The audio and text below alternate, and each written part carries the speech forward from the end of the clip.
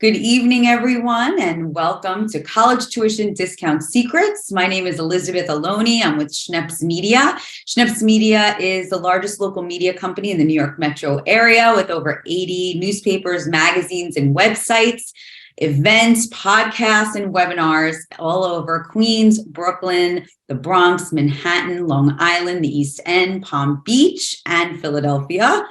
We are thrilled today to be able to bring you a true expert on college admissions. And today we have Andrew Lockwood. He is the best-selling author, college admissions and financial aid expert, and the co-founder of Lockwood College Prep in Glenwood Landing. He and his wife, Pearl Chisner Lockwood, created a different backwards approach to help select families get into top colleges at wholesale prices that help launch their students for success post-college. And today we're going to be talking about a lot of these wonderful things and lots of surprises ahead. So welcome, Andy. All right. Well, thank you very much for having me. Looking forward to another conversation. When was the last time we did this? Was it 2 years ago or 1 year ago? I think it was about a year ago or so. Okay. But it's definitely time to get back talking about it. Well, hopefully I don't contradict anything from a year ago. I won't hold you to it. So tell us, how did you get into the college consulting field? Yeah. So that's kind of a weird one because it's almost like this field chose me instead of the other way around. So by background, I was trained as an attorney. I went to law school. I'm a recovering attorney. But along the way, I racked up all kinds of debt. And what ultimately happened professionally for me is I was working in Miami for a brokerage company. We got sold twice, and I was out on my own. Or I knew I wasn't going to be long for that world. So I started looking around for ways to kind of bring in business. And I met a college planner from Carlsbad, of all places, California, and struck up a conversation with him. And then, roughly in the second half of 2000, I kind of got coached into the college advising business, but it wasn't by any master plan. I wasn't like some kid who was like, hey, I want to be a college advisor when I grow up, or a fireman. Well, who knew it was going to turn into this and you'd be able to help so many people in a very important time in their lives. So, one of the things I think the biggest concerns is how ridiculously expensive for sending kids to college. Is there any hope for the average Long Island family to be able to make it work? Yeah. So it's no secret, right? College costs, even in this, recession or whatever we're in right now, inflation recession, college costs have not gone down. They continue to increase exponentially. But what a lot of people don't understand is that there's a difference between what colleges charge and what you actually will pay as a net price. So, approximately only about 25 or 30% of families at any given school are paying full price, and the rest are getting subsidized somehow. But the reason no one really understands this is because the financial aid regulations are ridiculously complicated, like 1,100 pages or so behind the FAFSA, which is the federal form, and that's the easy one. It's half as long as the more complicated one. And most people, that you would trust or think should be able to help you, like a financial advisor or a guidance counselor or an accountant, they're just not trained in these areas. But the facts are that, again, most people get some sort of subsidy, some sort of discount. And what's really interesting is the average tuition discount nationally has increased. So tuition has been going up, but so too have the tuition discounts.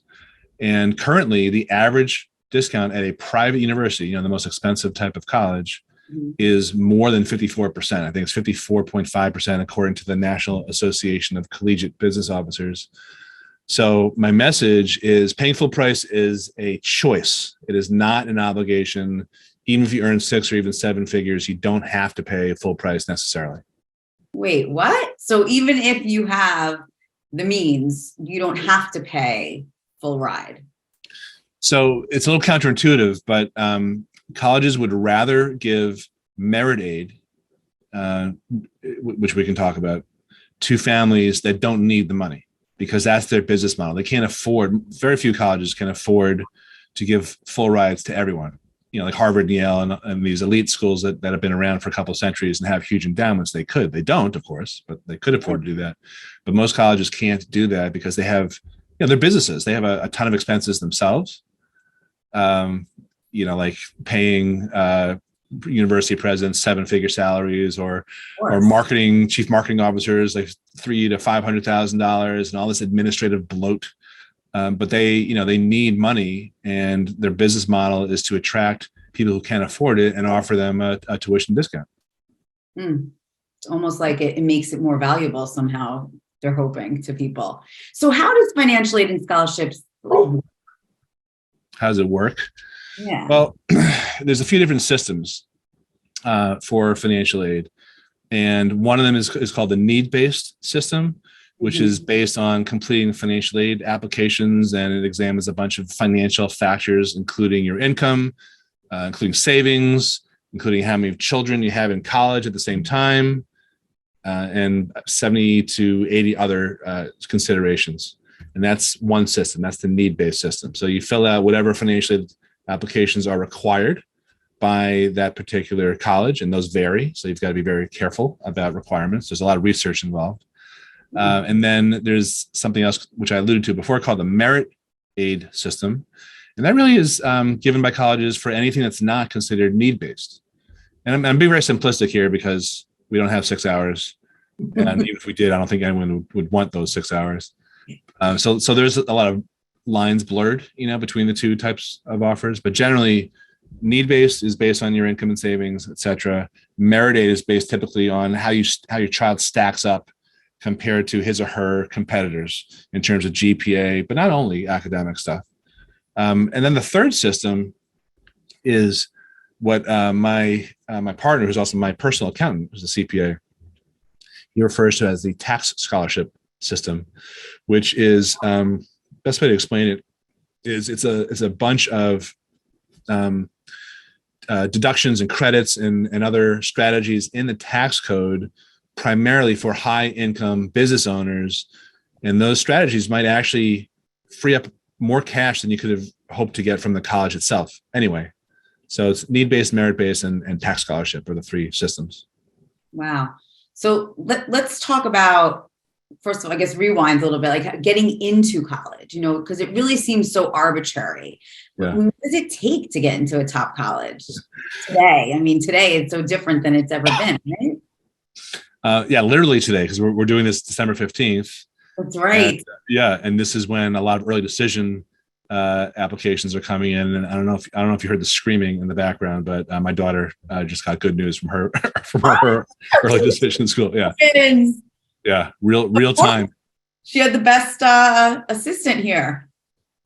She's actually one of these kids who does almost everything on her own, and she's our fourth kid, and she's kind of grown up in a business, so she knew, and she had one of our helpers editing for her.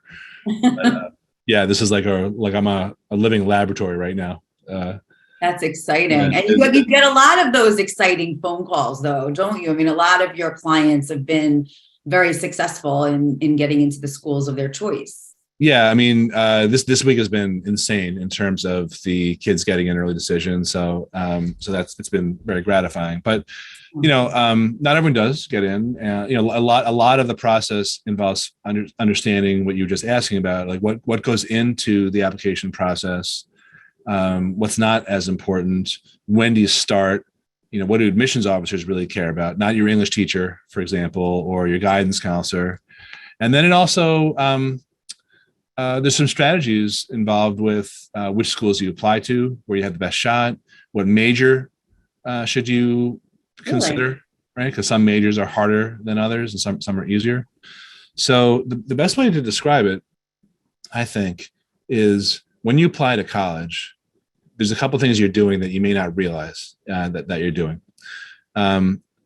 You're answering a question that's not on the college applications. It's actually a silent question, but it's in the minds of every admissions officer.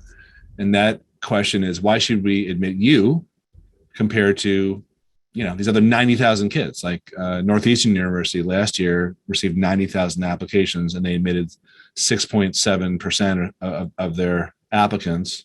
Wow. which personally is kind of weird even to me, even though I've been a college advisor for more than 20 years, because I grew up right outside of Boston and Northeastern. When I was applying to college, I think they admitted 90%. It was where you went to school if you couldn't get into any colleges, right? So Is that just across the board, or is that certain schools are just much more popular right now? it's most of the schools, and there's all these trends happening. There's more applications going in. There's slightly more kids applying to college overall. I think the big thing is just circling back to understanding your audience, understanding what admissions officers are looking for.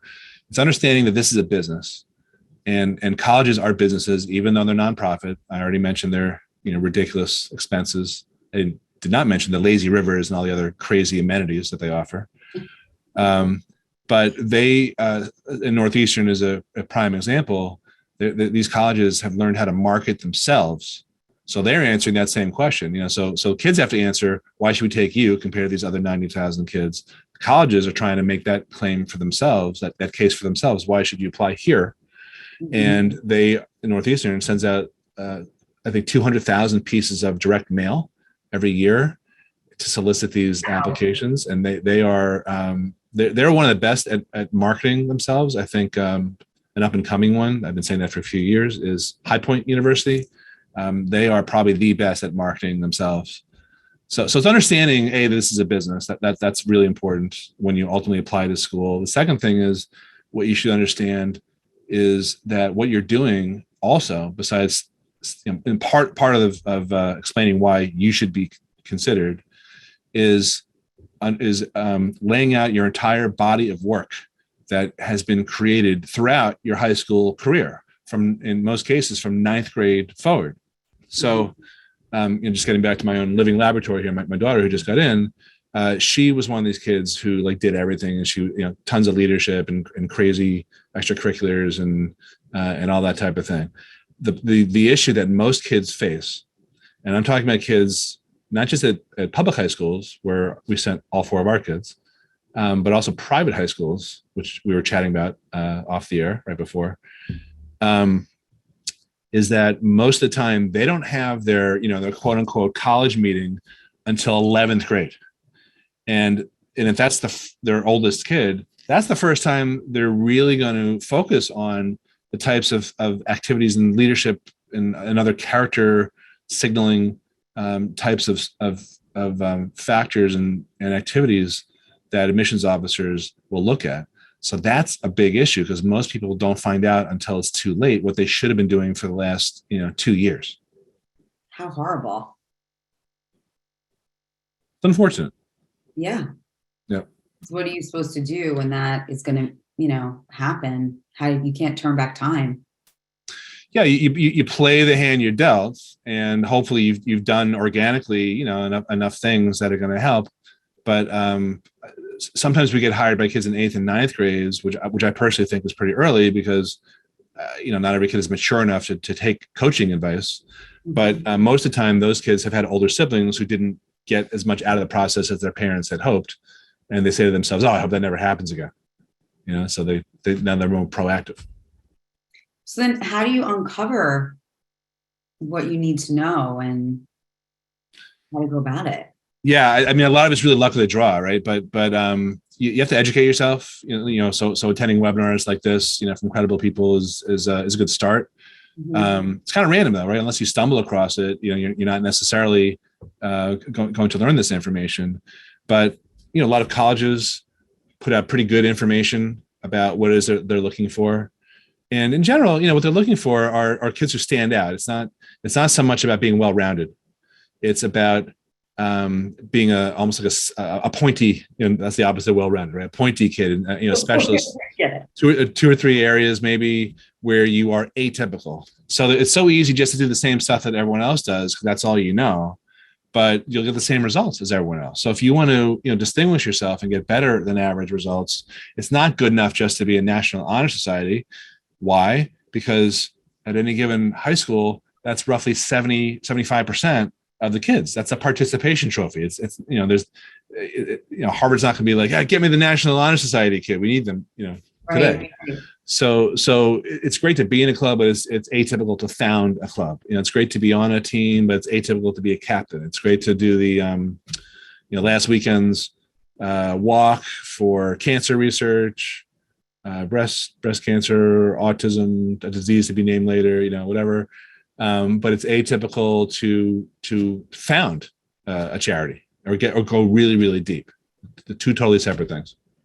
Wow. So, I mean, you say that, colleges give preference to the pointed student. What else are some of the things that, colleges give preference to or look for?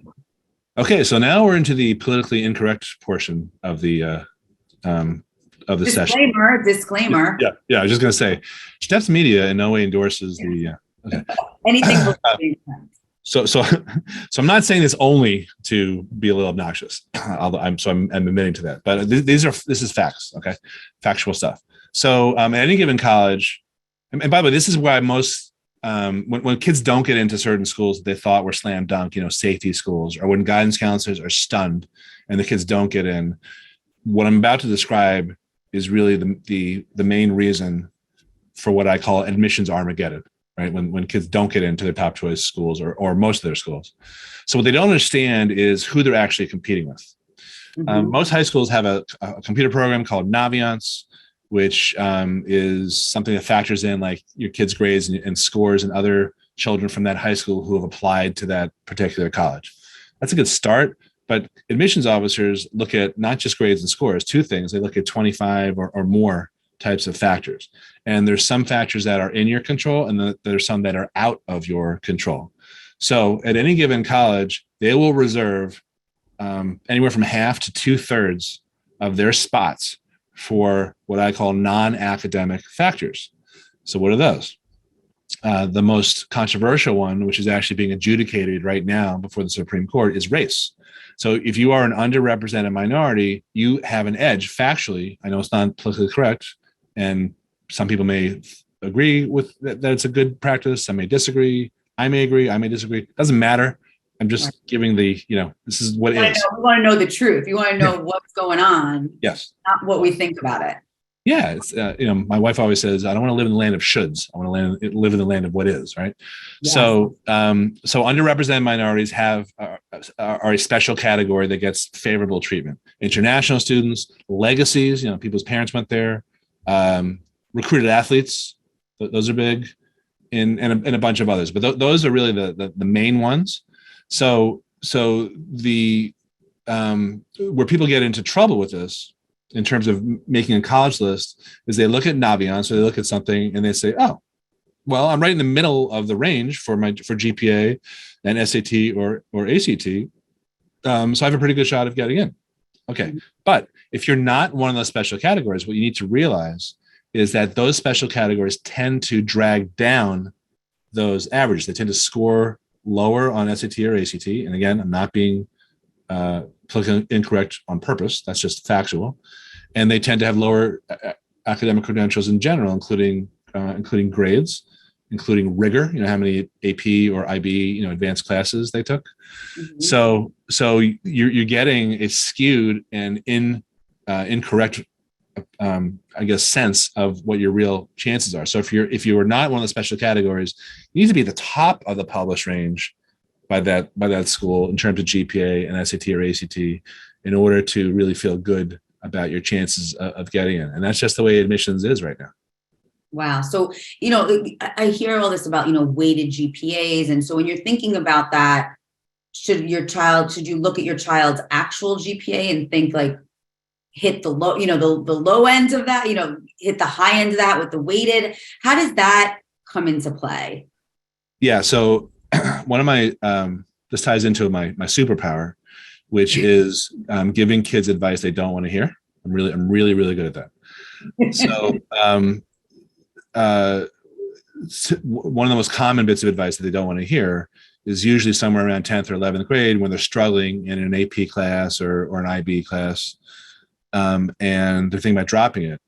And I'll say, and the last thing is okay if I drop, right? Meaning they want me to say yes.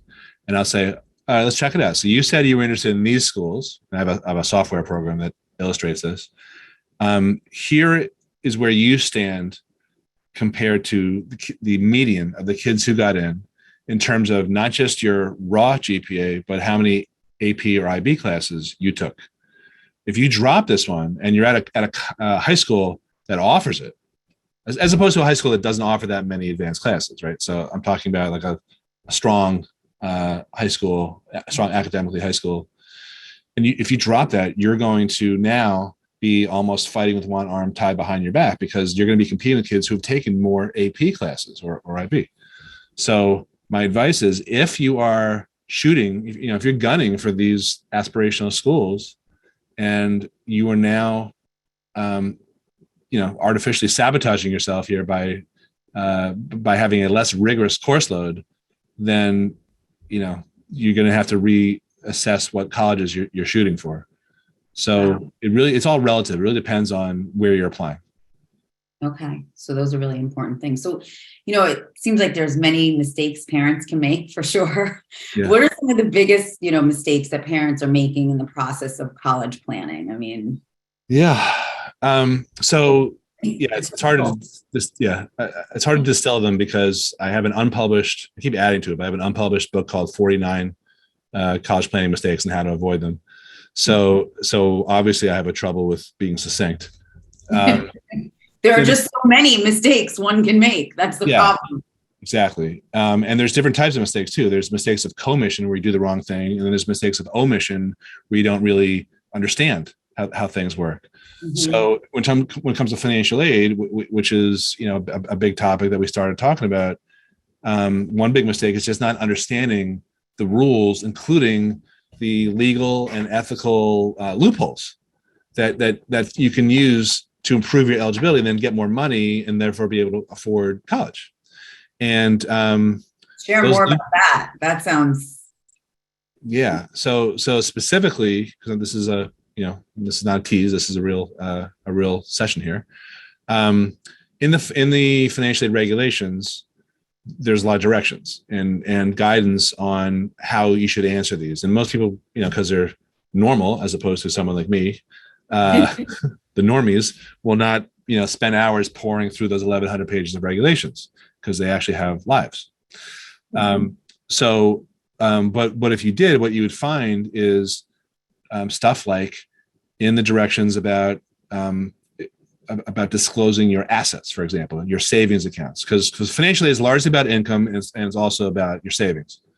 Mm-hmm. There's certain types of savings accounts or assets that need to be disclosed, and there's some that should not be disclosed. But that's buried in the financial aid regulations. So, for example, on the federal form, which is the FAFSA, free application for federal student aid, some people call it FASFA. They're just dumb. It's FAFSA. Okay. Clear that up. Yeah, just in case you're wondering, who are these people?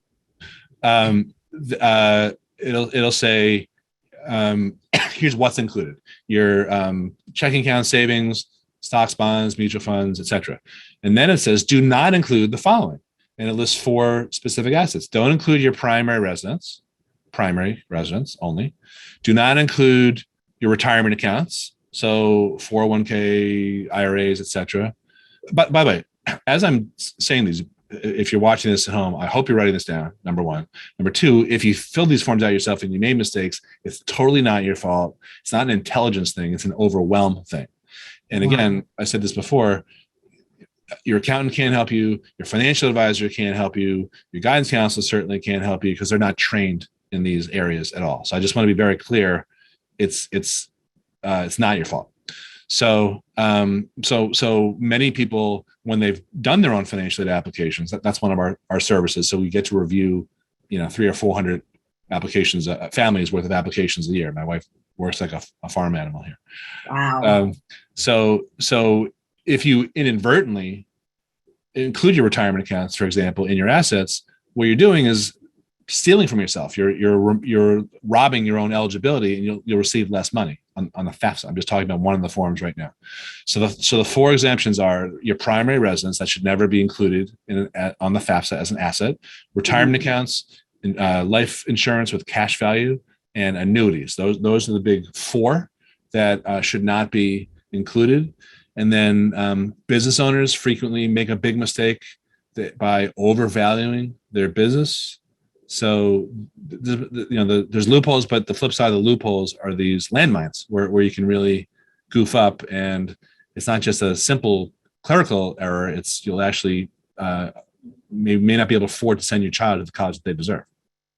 Now, it's interesting because you're saying that about the finances. Is there, and I'm asking this because I also do a lot of webinars on things like Medicaid and, but is there like a look back period? So for example, if I decided to put money into a retirement account, so it wasn't, let's say, in my savings account, could I do that? And do they look back on it? And is that something that you would recommend, or something that can be done to kind of offset how much money you have? Well, my first comment is I thought this webinar was boring, but Medicaid, that's got to be like the most boring. So my tip of the cap to you for sitting through. Yeah. My other comment is so Medicaid, I think there's a 5-year look back, but it's very similar, because in Medicaid you're trying to like move money around in order to qualify for more health benefits, right? So for need-based financial aid planning, which is something we do a lot of, it's the same type of thing. We don't use trusts, we don't use the same type of tools that you do in Medicaid planning, but what you're trying to do is kind of shuffle how you look financially in order to qualify for more college benefits, right? So the best way I can describe this is that it's nuanced. So if you had someone graduating in high school in 2024, what they're going to look at for your income is there's a 2-year look back for that. So if you have a junior this year who's 2024, they're looking at your 2022 adjusted gross income. And this is, again, another gross oversimplification. Trust me, nobody wants the 6-hour version. However, in terms of assets, there is no look back period for assets. So we do a lot of last minute, kind of strategizing in order to pull money from bad places where you're penalized, which by the way, the worst place to hold money is in your child's name. That's the greatest penalty. So even though you may have gotten advice, this is what I was saying before about you're not going to get help from your financial advisor or accountant. They may have given you well-intentioned advice to save money in your kids' names for college, which might be good for tax purposes, but for financial aid purposes, that's the worst in terms of how it affects your eligibility, because money in a parent's name, they'll assess roughly 5% of that amount, approximately. Money in a kid's name, 25%. It's a much higher penalty, right? So we do a lot of last minute, moving of money around, and the two phrases I always think about are. Number one, this is from the Wall Street Journal. In financial aid, it's not how much you have saved, it's where. Not how much, but where. And the other phrase, which probably pertains to Medicaid planning as well as taxes, it was originally for taxes, is that the law says that you have to pay taxes, not that you have to leave a tip.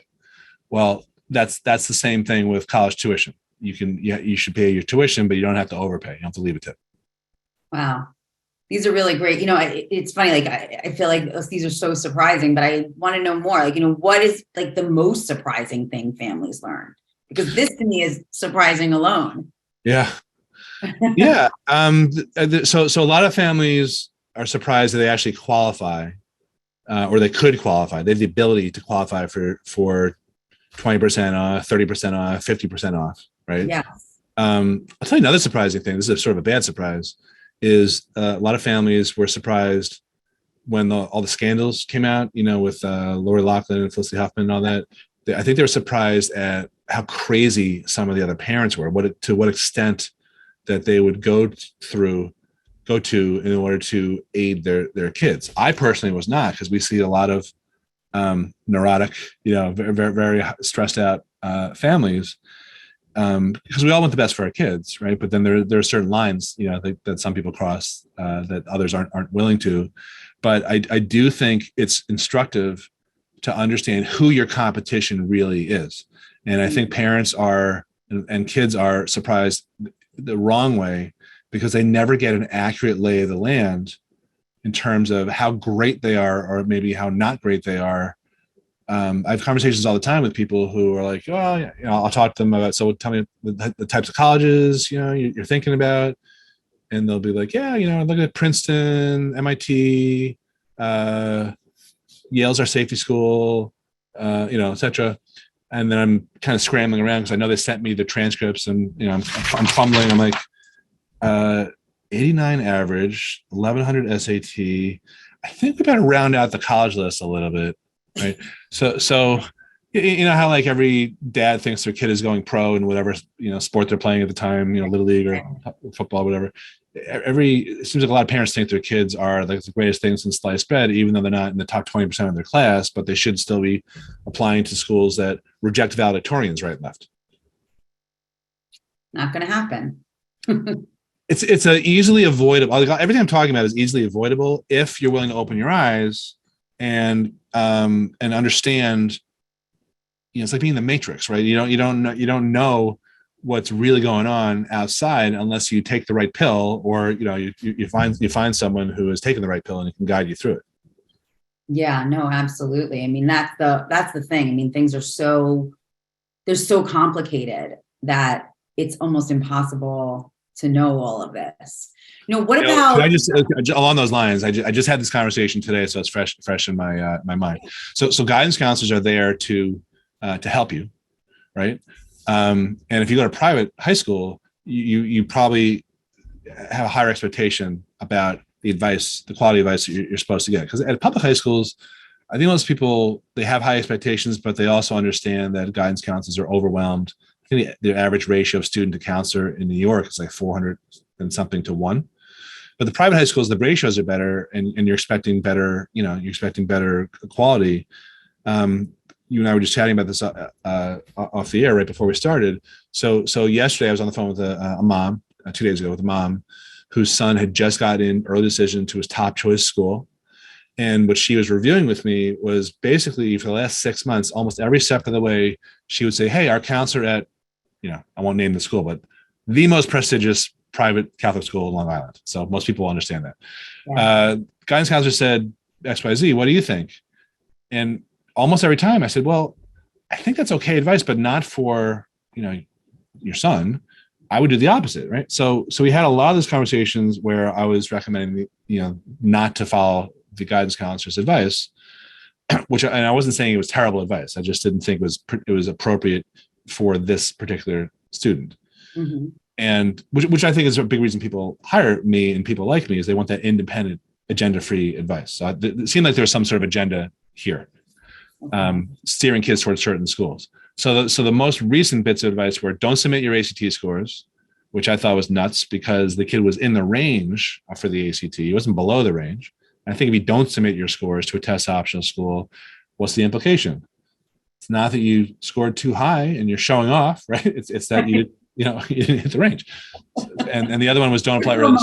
We're so modest. We don't want anyone to know that our child is a genius. Yeah, exactly. Guidance counselors, though, they're some of them just don't understand that this is about marketing because they are marketing is entrepreneurial. It's like what you do, it's like what I do. I'm a big marketer of my own services. I eat my own cooking. I teach kids how to do the same thing, to learn how to advocate for themselves. It's not just to get into college; it's a life skill, right?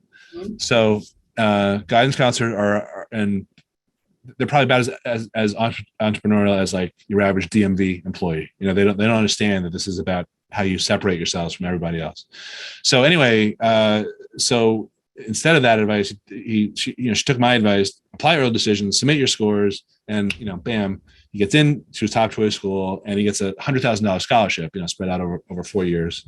Wow. And I don't think in that case, that he would have necessarily gotten in at all, let alone early decision on the first choice, the first round. So you have to really be surprising. That's surprising that a private school's guidance counselor doesn't have all that information or doesn't make it specific for the student. Right. And that is like I was saying before about being in the matrix. Like once you pull the scales away from your eyes and you look up and you see what's really around you, which you need to do, then you can be a lot more strategic and have a plan that factors in all these other things that you weren't aware of. So most of the time, the advice that guidance counselors at private schools use is really good for that sliver of kids that's applying to a certain type of or certain set of colleges. But if you go a little bit outside of that, that's out of their wheelhouse. And the worst thing is, a lot of them won't say, gee, I'm not an expert in that. Instead, what they'll do is just give advice, because they don't know what they don't know, and that can cause really, really bad, heartbreaking results. No, it's a good point. It's not because they are trying to be mean or they don't care. It's because they just don't know. But could you just share with everyone, this is a big surprise that I remember when we did in one of these before, you share with everyone about negotiation. This one made me almost fall off my chair. So every year we try to negotiate offers. The colleges will. It's almost like being at a Middle Eastern bazaar. So I wrote a book, which I'm going to email out a downloadable copy. I don't know if you can see it. I wrote this last year, how to negotiate your crappy financial aid merit aid award. So everyone's going to get a copy of that. And sometimes we strike out, and sometimes we get the craziest results that surprise me. As high of an opinion as I have of myself, I still get surprised. So I have a client now who has been with us a couple of years, and so I'll describe the situation, the fact pattern, and I will say, results are atypical. Sometimes we strike out totally. Most of the time we don't, but we can. But in her case, her daughter got off the wait list at a couple of Ivy League schools. And one of them, and another, like Johns Hopkins, like an almost near Ivy school. And two of the three gave awards that were sort of in the same ballpark. I think it was around $30,000. Okay. This is, by the way, this is a family that you would never think would qualify for anything. They live in a 6,000 square foot home in a really, really, affluent area of Long Island. The mom drives a $100,000, Maserati type of car, or something like that. So two out of the three gave really good awards, and the third one gave zero. And of course, Murphy's Law, that's the one she wanted to go to, right? Because that's the way things always work. Yeah. So we said, listen, we think you made a mistake here. These other colleges looked at the same, the exact same financial data, but they came up with a wildly divergent result. Mm-hmm. And the dad happened to be self-employed. We'd done a little bit of planning with him to shelter some assets, again, legally and ethically. Thank you very much. And they said, no, we're not revising it, because usually there's an appeal process, and they just denied it. And we said, well, can you at least give us the reason? And they came back with a reason, which was no. So finally, I said, look, you got to go over their head. You got to go to the director of financial aid, and just at least for our own morbid curiosity, let's figure out what they based this lack of award on. So either it's factual or we can argue it. Right. And long story short, the issue was that it's not even worth describing, but there was a line in his business tax returns that showed compensation to all executive officers, but this one college attributed all that income just to our client, even though there were two others, his brothers, that he was partners with. So once we figured that out, then we were able to show them the error of their ways, and they came back and gave like $33,000. So it went from zero to $33,000, and then they got the same award last year, and we're working on this year's. So far it's a $66,000 swing. Fantastic. So how can people get in touch with you? Because, and who should get in touch with you? Yeah. Thank you for asking that, because this time of year I'm like headed toward burnout. I'm very happy for my clients, but there's some clients I'm going to be happy we're done. So, but I'm sure everyone has stuff like that in their own business or their own work lives too. Right. So, we are really good with kids who are motivated. I'm really bad with kids who are not motivated. Mm-hmm. I don't really care what their grades and their scores are, if they're shooting for Harvard or community college. That's irrelevant to me. What this may sound weird or ironic. I don't really care what kids go to college, even though I'm a college advisor. What we're all about, and I want to explain this, is helping kids launch themselves to be successful post-college. So we have a different approach, which is really more about, and it's think I talked to 2 kids today who just started working with us. The first thing we do with everyone, if you start working with us, is we sit them down with our career counselor, who's also a former college admissions officer. And her name is Julie. She's been with us 8 years. And she gives every kid an assessment. And that assessment is designed to help kids figure out their wiring, how they stack up compared to other people in the world with the exact same wiring who report super high levels of career satisfaction and they can make a living. And that usually results in 3 or 4 or 5 different options, as opposed to people just going into stuff because they don't know what else to do, or they go into forensics. Why? Because they watch every NCIS show. Or I get this one a lot. Oh, she should be a lawyer because she argues all the time. Maybe. Well, maybe someone who argues all the time is not going to be the best lawyer, right? Maybe the best lawyer finds consensus, right? So anyway, the problem is most kids don't know what the heck they want to do with the rest of their lives when they're 14, 15, or 16 years old. Yes, but they don't know what questions to ask. So the problem is, like, when you go to college, it's very easy to switch majors 2 or 3 times, and you wake up, you're on the 6-year plan at an extra $80,000 a year on top of the 4 years, or you major in something totally useless. I'll just pick one out off the top of my head: gender studies. Get me the gender studies guy for a job, said no employer ever. Right. And you've wasted $300,000. Right. Or a third one is you get out and you get a job in the field that you had studied and you hate it and you're stuck. So we're trying to avoid all that objectively based on data from 3.8 million people who've taken this particular assessment, and then back into the rest of the process, building a college list that's reputable across a cluster of majors, helping kids learn how to market themselves, do all the extracurriculars in school, out of school, over the summer, et cetera, from as early as ninth grade. Mm-hmm. And the fourth component is helping them get money, whether that's from the need-based system or the merit-based system. So we don't want people who don't understand value, because we're certainly not cheap, but we deliver a lot of value. I mean, helping kids figure out the rest of their lives, I think, is fairly valuable.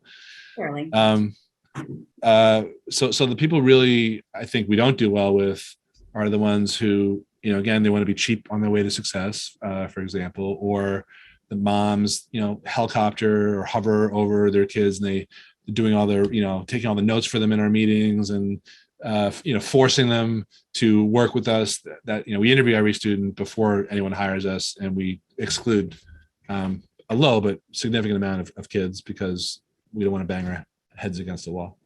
Sure. Yeah. Look, these aren't babies, so they have to want to do it and be a part of the process. You know what? It's. I understand as a parent. I told you my fourth just got into college literally minutes ago. Mm-hmm. I understand the impulse to want to do all that for them, but it really it retards their development as adults to do that. So it's impulsive and emotional. But if you don't let them do things on their own, then they're not going to be as high functioning as they need to be in this world. That's changing. I mean, I was just talking about the career, thinking about careers. Who knows what careers are going to be hot in 5 years? Like, who knew 5 years ago which careers were going to be hot now or not good, right? So there's a lot of thinking and obstacles that come up, and twists and turns and confusion. And our job is to try to coach people through it and give them that clarity and that confidence, so that they can be successful, not just for the 4 years of college, but for the 40 years after. That's really what we're all about. So people who don't really understand that probably won't get the most they can out of working with us. Okay, well, that's fair. It's good. It's good to know who's the right person and who's the wrong person. So what tell us a little about an initial consultation, what the next step would be in working with you. Yeah. Okay, good.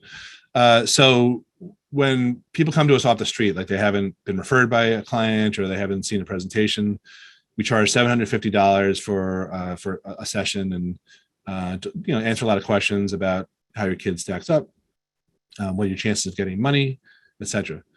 For people who attended this webinar with you guys, I'm happy to offer a complimentary, a free 20-minute phone or Zoom consultation, which is, in my experience, more than enough time to get all those questions answered. Again, does my kid have a shot at getting into a decent college? Is there anything they can do to, in terms of strategies to improve their odds? Will I be able to somehow come up with any type of discounts? Are there any strategies to get merit aid or need-based aid or any of that stuff? And are we a good fit? I mean, that's really what these sessions are about. If you're interested in exploring, working with us and answering those questions.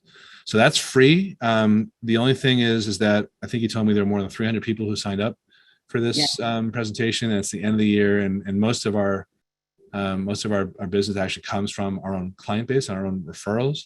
So I don't really have a ton of spots. There's only one of me, thankfully, and there's a lot of people watching and signed up for this. So if you go to, I don't know if you can put this in the chat or absolutely, the site I gave you, getcollegeplan.com.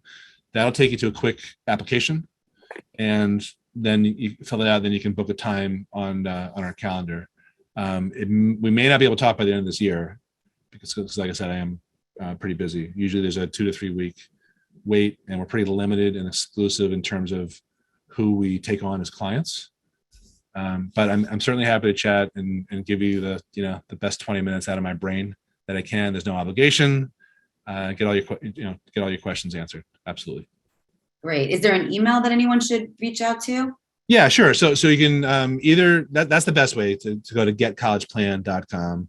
You can also email my assistant, Christine. Her email address is vip@lockwoodcollegeprep.com, vip@lockwoodcollegeprep.com. You are a very good typist. I both put the website and the email address in the chat. Websites. You can grab it. Yep. And you can also call. You can, we have a 24/7 line. You can just leave us a message. That's 516-882-5464. 516-882-5464. And like I said, tomorrow I'm going to once you give me the names of everyone, I'll email out all this information, including a copy of my best-selling, not necessarily best-written book on how to negotiate your crappy financial aid and merit aid award. That's great. That's fantastic. This has really been so educational, because I think there's a lot of things we didn't know about that can make a big difference in the college experience. Let me just ask you this: at what stage should children start working with you? So, what parents should reach out? What age kids? Yeah. Or what grades, really? I think it starts to get a little bit late when they're in utero. So I would say at conception. Yeah. Do you do any webinars on conception? Because that'd be kind of gross. Not yet. No. Very, thank you.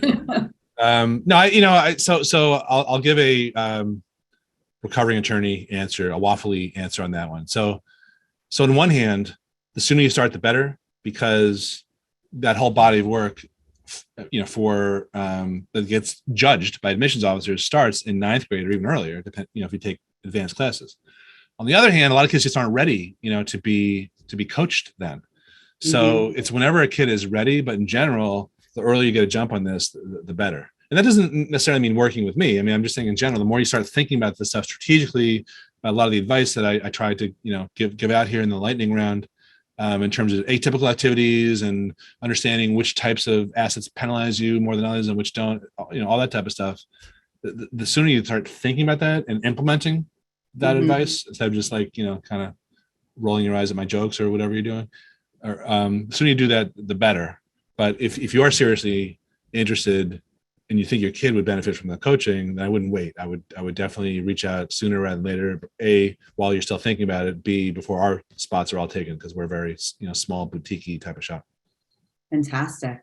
Well, this has definitely been eye-opening. I have an 8th grader I'm going to go bug right now, but it's exciting. It's also exciting. I also think it's empowering. Yeah. Because what the information that you give, it helps to make something, like you said, this labyrinth into something that's understandable, and that you feel that you can deal with it, because left to my own devices, I don't think that I could. Well, certainly the best way possible. Yeah, I mean, that's another area where I would say, number one, I hear that all the time. Number two, it's not your fault, because we live near each other. The school districts that are near us are pretty competitive, and you haven't even dipped your toe in the water yet because your child's younger. But so much pressure comes from the peers and other parents and other kids.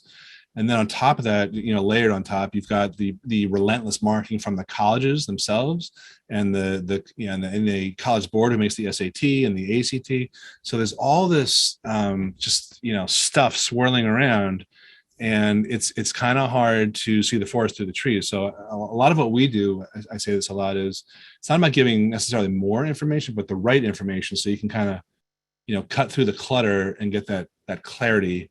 And that should give you more confidence, and so you don't feel overwhelmed. 100%. I think that is a great way to end tonight. All for not being overwhelmed in this overwhelming process. So thank you so much, Andy. This was wonderfully informative and also fun. See, your kids will have fun. He's a fun guy too. Sometimes, yeah. Sometimes. I have my moments, yeah. Sometimes. So thank you so much for being here. I want to thank all of our attendees for spending some of your evening with us. You will get an email tomorrow that will have this contact information, but don't wait till then. Reach out because he does have very limited spots available, and you'll get your book and hopefully get an opportunity to work directly with the man. So everyone have a great night, and I'll look forward to seeing you at a future webinar. Good night, everyone.